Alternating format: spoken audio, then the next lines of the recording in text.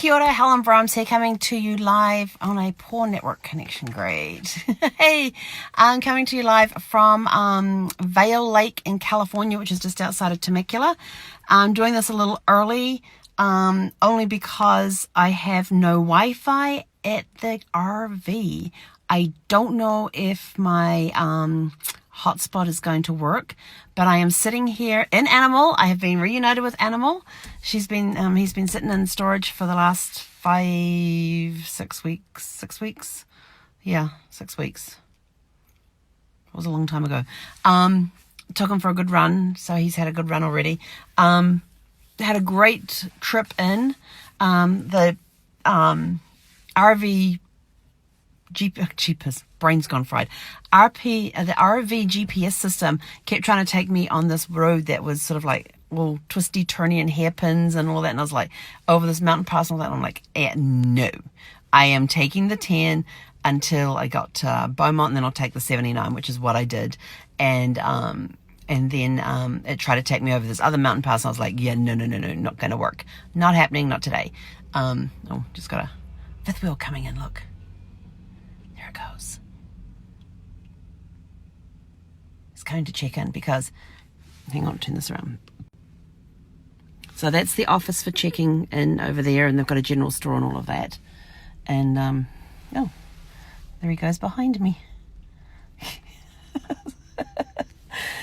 amazing what you see when you're sitting in a parked car. So yes, I got here. Oh my gosh, talk about not being with it today. So I was trying to get to campsite before 1 o'clock so I could get on my mastermind group call that they had today at 1 o'clock. And I'm looking, and I'm driving along, and of course there's nowhere to pull over or anything. I'm still on the freeway and everything else.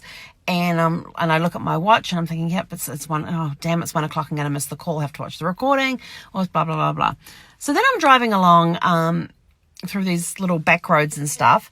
And my phone starts beeping with like, hey, in 30 minutes you got this call coming. What the heck is it doing? The call was an hour ago, was started half an hour ago. Why is it doing this? Well, it turns out my watch was still on Mountain Time. Everything else in the RV, including my phone, was on California time. Go figure. So I actually got to the park here at the RV park like 7 minutes to 1. And but I still had to get registered, get my spot, and get in my spot and all of that sort of stuff. So I'm going to take some pictures and have to post them tomorrow. I can't give you guys a James Bond report on For Your Eyes Only because 1, I haven't watched the making of. I was going to do that today. And 2, I have no Wi-Fi connection. At least I don't think I do. I've still got to try the hotspot out.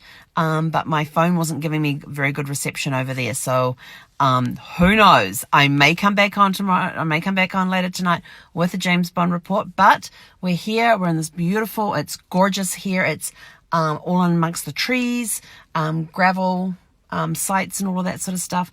This area up here where I just showed you where they've got the general store and the front office.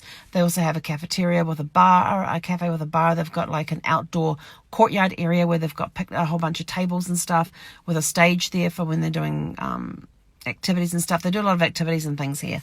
And then they've got different areas within the park that you can go and park. Well, I'm in Oaks, which is the shortest walk to this area because I didn't want to be over the hill and down the valley away from, traveling by myself. And like when I got over there, I'm like in the middle of nowhere with nobody around me. There's like, I think 6 or 7 spaces down there was an RV. There's nobody across the way from me, and 6 or 7 parks back the other way there's another RV. So there is not a lot of people here. Apparently it gets busy over the weekends, so we shall see. But the really cool part is that I got here today and was checking in, and they said, oh, you're here for 7 nights. And I said, yes, that's correct. They said, oh, we currently have a special going on. Stay for 5 nights and you get 2 free. And I went, sweet. I said, why didn't it show me that? She said, well, they're hidden on the site. You really have to go looking for them when you're booking through the website. So not only did I get stay 5 nights, get 2 free, I also got my 10% discount off because I'm a member with the KOA. So I was like, yes, love it when that happens. So then got everything set up. It took me a while to get Sparkles situated because of how the site was, but I finally got her angled enough and in the right spot to be able to put the slides out and without hitting the picnic table or without hitting the utilities and all that sort of stuff.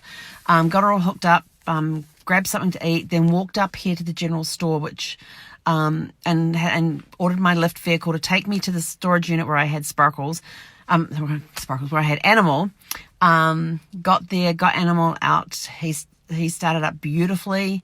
We went and got mail from one of my 2 mailboxes because that was the closest one, and there was a little bit there. I got a lot of magazines and brochures that are there, so a lot of trade stuff. So that'll keep me busy in trade information for the next couple of 3 or 4 days, for at least the next week.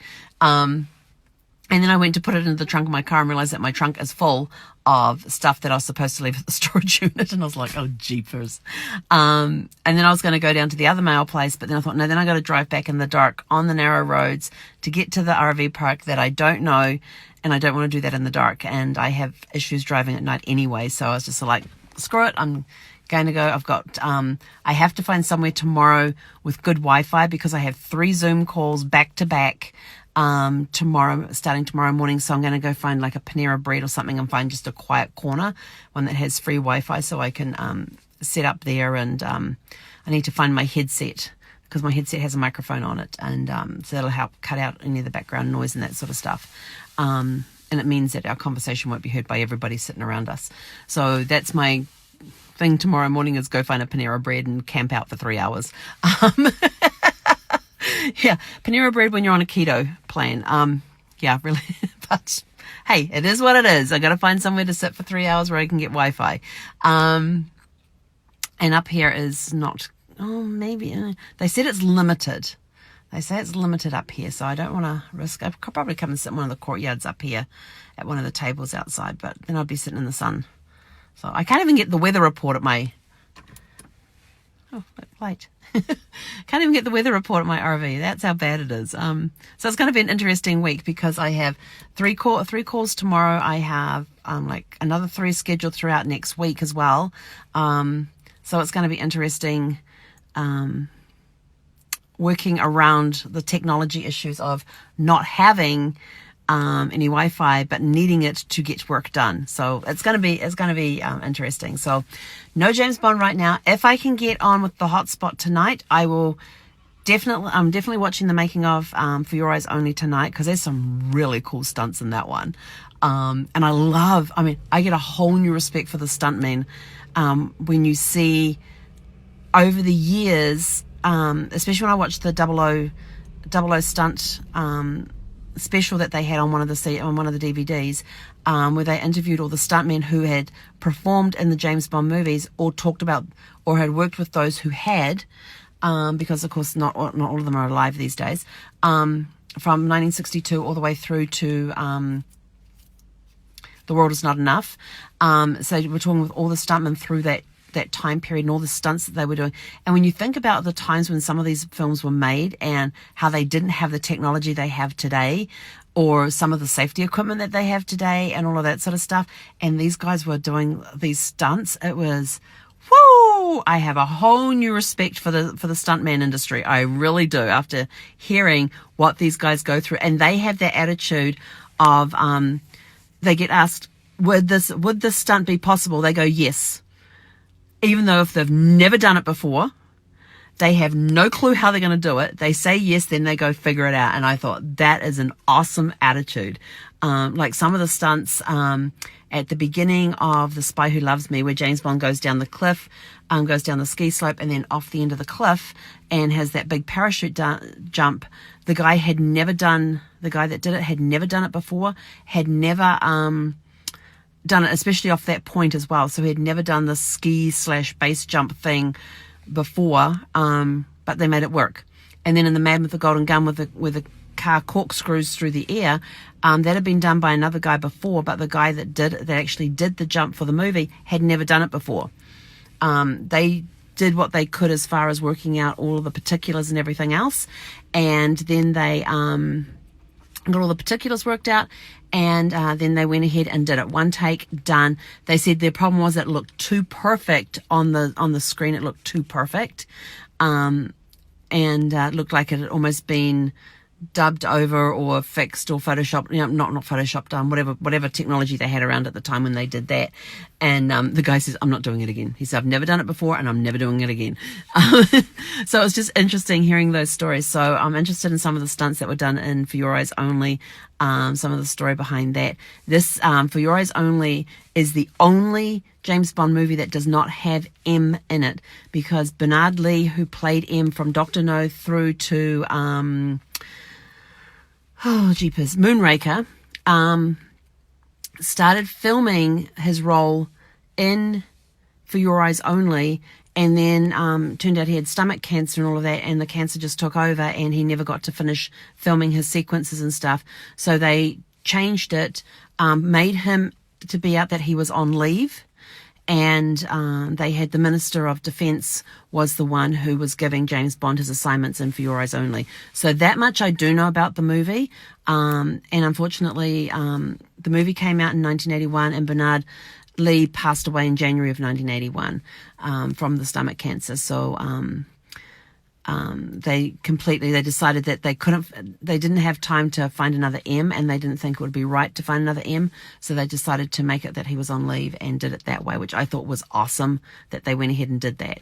So that's as much as I know about For Your Eyes Only. So I'm going to go back to Sparkles. Let's see, it's probably dinner time. Yep, it's kind of looking that way. Grab something and make myself a protein shake and then watch the making of For Your Eyes Only. And then tonight's movie is... oh, jeepers. It's not Live and Let Die, is it? I can't remember. Might be To Live and Let Die. Huh. I'll have to get back to you on that one. I can't remember what the next movie in the sequence is. And I've got them all there in my binder. And I was looking at them yesterday. I honestly can't remember what the next movie is after For Your Eyes Only. I do know. Oh, here's another fact about For Your Eyes Only. It was the last James Bond movie to get an Oscar nomination until Skyfall. So all of those James Bond movies done between this one and Skyfall or Casino Royale? It was one of the Daniel Craig ones. So between now and when Daniel Craig comes in, this is the last movie that got an Oscar nomination, and it was for original song. So, and I love the song in this movie. It's an awesome song. In fact, I love all the James Bond theme songs. There's just something about a James Bond theme song that when you hear it, you kind of get this good little mushy, I don't know, I just get all mushy inside and get this really good feeling whenever I hear a James Bond theme song. Live and Let Die, and that was another one that I liked. And they got some really good ones coming up as well. But yeah, so anyway, I'm off. My light is fading, as you can see. It's getting dark. Look, not much of a sunset tonight. It's already gone down behind the hills. But I'm heading back to Sparkles, so we will catch you guys either later tonight, or I'll have to find another spot for tomorrow to tell you about tonight's James Bond movie and how my day went tomorrow finding Wi-Fi. Have a super fantastic sparkling evening, and we'll catch you guys later. He konera.